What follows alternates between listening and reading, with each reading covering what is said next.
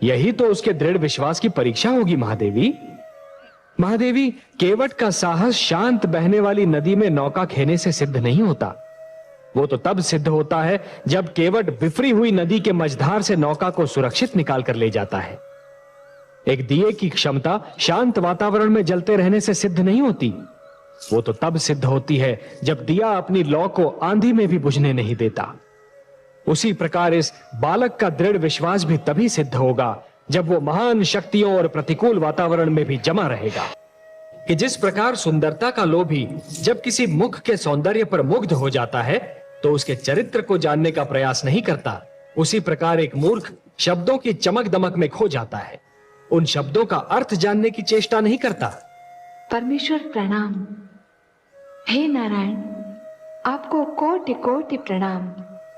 हे नाथ, हे सर्वशक्तिमान, आप तो अपने आप में ही संपूर्ण थे, फिर मेरी रचना करने की क्या आवश्यकता थी?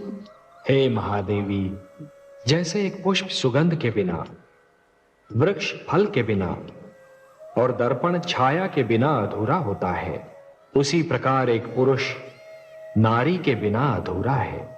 और ये तो केवल हम ही जानते हैं ना महादेवी, कि संसार को ममता और स्नेह और एक पुरुष को प्रेरणा, संघर्ष की शक्ति और जीवन भर का साथ केवल एक नारी ही दे सकती है। इसीलिए हमने आपकी रचना की है।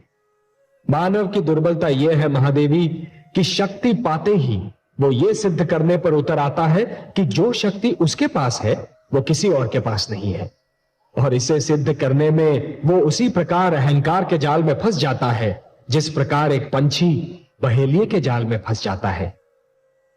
जिस प्रकार नदी अपने निकट आने वाले को प्यासा नहीं लौटाती, उसी प्रकार मुझे मन से तथा प्रेम से पुकारने वाले कभी निराश नहीं होते। प्राणायाम का अभ्यास कर रहा था। प्राणायाम जो योग क्रिया का एक अंश है, श्वास पर नियंत्रण पाने का गुर है। और हे देवी, श्वास जीवन का दूसरा नाम है। जो श्वास पर नियंत्रण पा लेगा वो जीवन पर नियंत्रण पा लेगा। क्रिया का महत्व आने वाले युगों में जाकर ही जान पड़ेगा।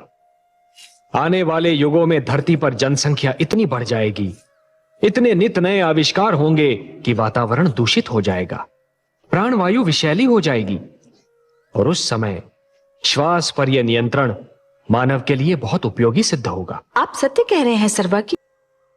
जिस प्रकार शरीर का कोई भाग यदि सड़ जाए तो समस्त शरीर को बचाने के लिए उस भाग को काटना ही पड़ता है, उसी प्रकार यदि घर के दीपक से ही घर को आग लग जाने का संकट हो तो उस दीपक को अपने ही हाथों बुझाना भी पड़ता है।